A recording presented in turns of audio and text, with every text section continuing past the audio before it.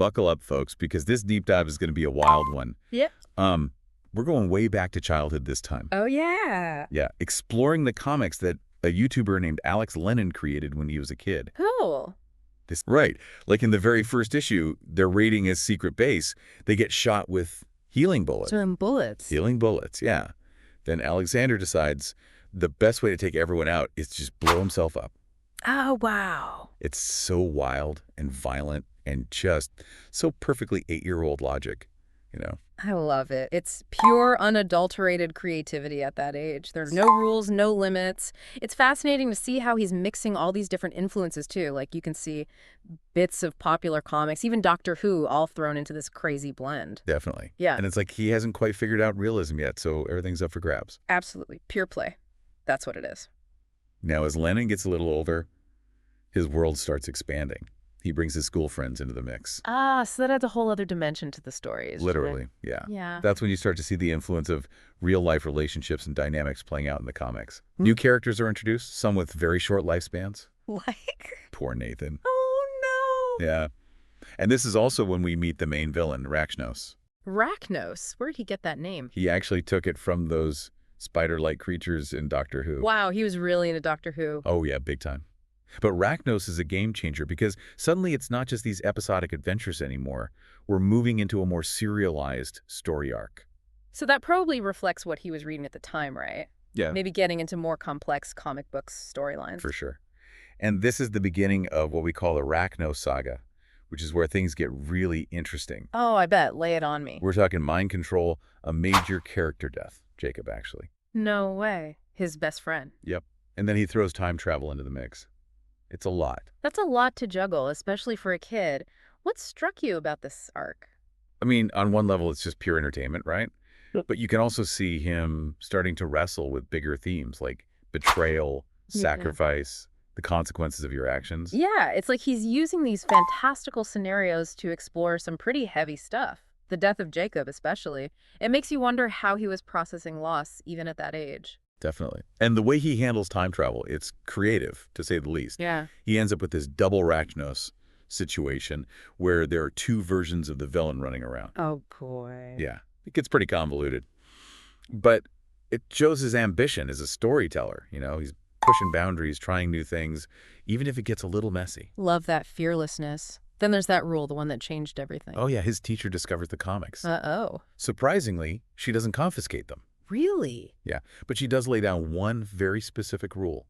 No drawing real people. Interesting. I wonder what she was thinking. Right, and talk about limitations sparking creativity. Absolutely. This one rule completely transforms his comic universe.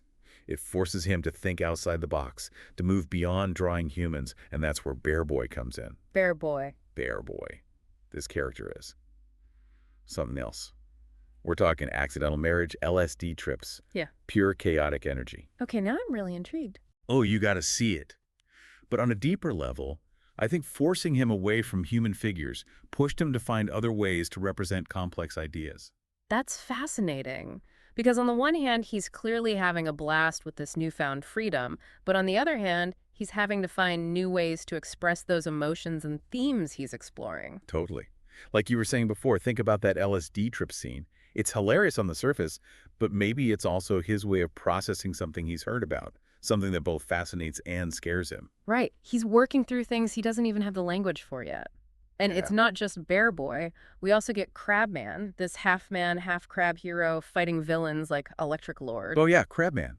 It's like he's developing his own visual language, a style that's distinctly his own, and maybe even a way of processing feelings of powerlessness or transformation. Makes you wonder what was going on in his life at that time. Definitely. Now remember, all this is happening at school with Bear Boy and Crabman. But at home, he's still continuing the main storyline without any restrictions. Oh, right. So the Alexander saga is still unfolding in parallel. Yeah, and that's where things take a very multiversal turn. Multiversal, huh? Okay, I'm listening. Though Alexander becomes obsessed with bringing Jacob back to life. Oh, right, after his death. Exactly. And this leads him to a trans-dimensional spaceship, which, as you might expect, doesn't end well. What happens? We're talking alternate universes.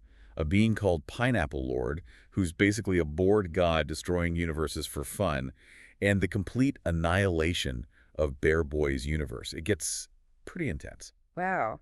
The concept of the multiverse is interesting, especially for a kid his age.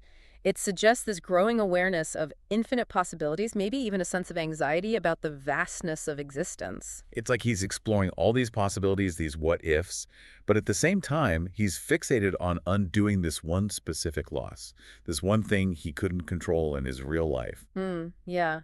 That tension between accepting what is and imagining what could be, it's something we all wrestle with. Totally. So to combat this all-powerful pineapple lord, Alexander assembles a team. Okay, who's on this team? We've got Crabman, Dark Master, a very traumatized bear boy, a cyborg mole named Mechamole, who has his own incredibly deep backstory. A cyborg. Yeah, Mechamole. We'll get into him later. But then he also throws in Auntie Mabel and her dog Pippin from that British kids show, Come Outside. Wait, really? Auntie Yeah. Mabel? I used to love that show. That's amazing. Right. It's this wild mix of original creations and these familiar characters from his childhood. And it works. It speaks to the power of unlikely alliances. Right, totally. And I love that he brought in Mechamole. There's just something about that character that's so intriguing. Oh, Mechamole's fascinating. Mm. He has this whole backstory about a war between moles and Rachnos, like a whole separate conflict happening beneath the surface of the main story. He just keeps adding layers upon layers to his world. It's incredible. It's almost like he's processing the concept of large-scale conflict, you know? Yeah, forces beyond his control. But then you also have the whole cyborg element, this fusion of organic and mechanical, which makes me think he might be grappling with ideas of identity, the boundaries between self and other. Oh, that's a great point. Especially with characters like Bear Boy and Crabman, who are already blurring those lines. Exactly. It's like he's exploring what it means to be human or not human through these fantastical creations. It's amazing how much depth there is to these seemingly simple childhood comics. It really makes you appreciate the power of the imagination, you know? Totally. And the fact that he chose to share these with the world, it's pretty brave. It is. There's a vulnerability to it, like he's inviting us into this very personal part of his past. So the final confrontation with Pineapple Lord, it's epic, to say the least. Guy, ready for this? We've got time bombs, heroic sacrifices, betrayals, and then a universe-resetting explosion caused by a dog eating a bomb. What? A dog eats a bomb. Yeah, it's pure chaos, but there's also this real sense of loss and finality to it. Oh, for sure. And Lennon actually mentions that he destroyed all the physical comics from this timeline, like he was solidifying the consequences within his own creative world. It's almost like a ritual, right? Letting go of a part of himself. Especially since he was about to enter high school, a whole new chapter. Exactly. Yeah. Like he's erasing a part of his past to make space for something new. And that leads us to the final comic of this era, Alexander versus Jacob II. Okay, this sounds ominous. It is. This one is dark, really dark. All the characters die, the tone is bleak, and there's this chilling alternate timeline where Jacob turns against Alexander under the influence of Pineapple Lord. Whoa. Yeah, it's pretty messed up. We even get this corrupted version of Jacob called Pineapple Jacob. Creepy. That's a stark contrast to those early comics where death was reversible, just a temporary setback. Totally. Here it feels permanent, inescapable, like these characters were always heading towards this grim end. Some might just dismiss this as teenage angst, but I think there's something deeper there. The cyclical nature of conflict, the idea that even the closest friendships can be corrupted, it feels like he's wrestling with some pretty heavy stuff. Absolutely. And it makes you wonder what he'll do next, because even though this era of his comic creation comes to an end, he clearly hasn't lost that passion. In his video, he mentions wanting to get back into making comics, potentially focusing on a character called The Wall. The Wall, huh? I wonder what that's all about. It sounds intriguing. I'm dying to know. It's like, what happens when a mind that's been steeped in this kind of boundless childhood imagination collides with the complexities of adulthood? What stories will he tell? What worlds will he create? It's a testament to the power of creativity, isn't it? And how those childhood experiences can stay with us and fuel our passions even as we grow up. For sure. So that's a great place to pause, I think. We've covered a lot of ground, but there's still so much to unpack. Definitely lots more to explore. We'll be back in part 2 to dive deeper into some of the broader themes and implications of Lennon's work. Stay tuned. And we're back, folks, diving deeper into the fascinating world of Alex Lennon's childhood comics. Really a journey through the evolution of creativity, isn't it? Oh, totally. From Alexander and Jacob to that Rachnos saga and, of course, the one and only Bear Boy. Right. So much to unpack there. Definitely. But before we jump ahead to what Lennon might do in the future with this whole The Wall character and all. Yeah, let's take a minute to really dig into what we've seen so far. You're right. There's some really interesting themes running through these comics. One thing that jumps out at me is how he's using these crazy situations, these fantastical scenarios, to deal with some pretty complex emotions. The death of Jacob, trying to bring him back, that whole anxiety around the multiverse. It's like he doesn't have the words or the emotional maturity to talk about those things directly, so he's working them out through these stories. Exactly. And it's so relatable, right? Even as adults, we often use stories, art, music to process things we can't quite articulate. Totally. Yeah. And it makes you think about those comics in a whole new light. It does. It's not just entertainment. It's this window into how a young mind grapples with big questions about life, death, friendship, even the nature of reality itself. It's incredible. And it made me think back to what you said about the no humans rule. Mhm. It wasn't just about making funny characters like Bear Boy. Right. It was about finding new ways to communicate those complex ideas. Exactly. It's like that rule forced him to be even more creative. Totally. Limitations often breed innovation. By taking away the easy route, his teacher inadvertently pushed him to develop these new artistic techniques, to experiment with symbolism and metaphor. It's like he had to create his own visual language because he couldn't rely on facial expressions or body language anymore. In that language, it becomes pretty sophisticated when you think about the themes he's dealing with, like the LSD trip in the Bear Boy comic. On the surface, it's absurd, it's funny. But there's this deeper level, maybe it's his way of representing altered states of consciousness, the feeling of losing control, or maybe even fear of the unknown. It's like he's giving us a glimpse into his subconscious, using those surreal images to process things he might not even fully understand himself. That's the magic of art, isn't it? It allows us to explore the depths of our own minds, to say things that words just can't quite capture. And another thing that keeps coming up is this theme of nostalgia. I mean, Lennon's clearly drawn back to these childhood creations, and it seems like a lot of viewers feel the same way. What do you think it is about nostalgia that resonates so deeply with us?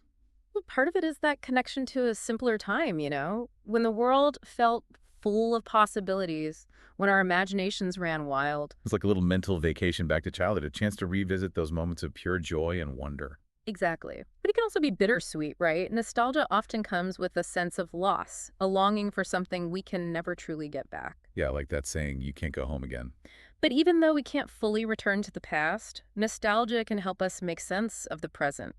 It can remind us of who we were, what we cared about, what sparked our imaginations. Maybe it can even inspire us to tap into that creativity again, even as adults. I think that's a big part of why Lennon's video has resonated with so many people. It's a reminder that creativity doesn't have an expiration date.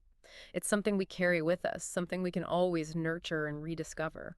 And speaking of creativity, I love how Lennon's work blends those classic superhero elements with his own unique, unconventional ideas. It's like he's playing with those tropes, but also turning them on their head. Absolutely. You see that classic good versus evil, the team of heroes, but then you have these totally bizarre characters like Bear Boy and Pineapple Lord, these unexpected twists. And that ending of Alexander versus Jacob II, it's so dark, so different from what you'd expect from a superhero story. Definitely. It challenges those traditional tropes. It's like he's saying, even in a world of healing bullets and multiverse hopping, there are real consequences, real loss. And those losses, they change us, they shape us in ways we can't always predict. It's powerful stuff, really. Makes you think. Okay, so we've talked about him grappling with complex emotions, the impact of limitations, the power of nostalgia, and his unique take on the superhero genre. What else stands out to you about Lennon's work? What makes it so special?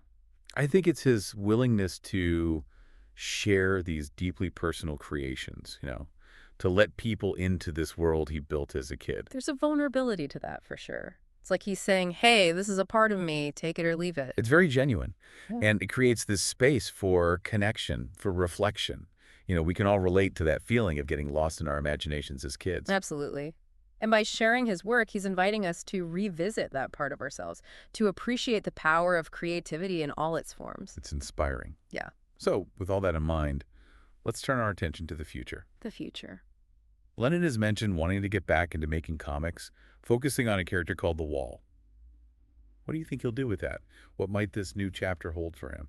Well, we don't know much about the Wall yet, right? He's this enigmatic figure introduced in a later video, almost a satire of the typical superhero. But knowing Lennon, I bet there's more to it than meets the eye.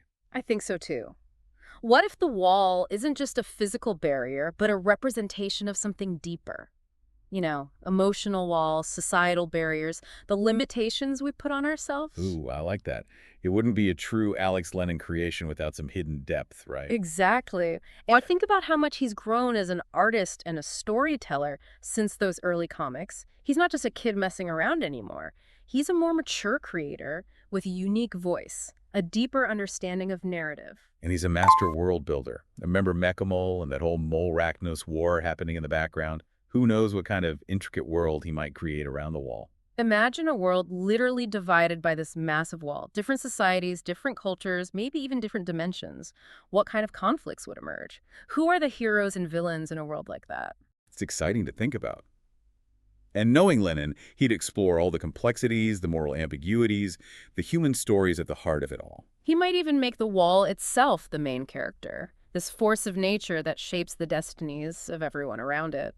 I'm so curious to see where he takes this. It's like standing at the edge of uncharted territory, knowing that Lennon has the potential to create something truly special. That's what I love about following a creative journey like this. You get to witness the evolution, the growth, the endless possibilities. It's a reminder that creativity has no limits, only the ones we impose on ourselves. So as we wrap up this part of our deep dive, I'm left feeling this sense of anticipation, this excitement for what's to come. We've only just scratched the surface of what Lennon is capable of, and I can't wait to see where he goes next. It's a testament to the power of imagination, isn't it? And the importance of nurturing those passions that light us up inside. Absolutely. So we'll be back in part 3 to explore those possibilities, to delve into what the wall might represent, and to discuss what Lennon's return to comic making could mean for him and for all of us. Stay tuned. And we're back for the final part of our deep dive into the world of Alex Lennon's comics. Quite a journey it's been. It really has.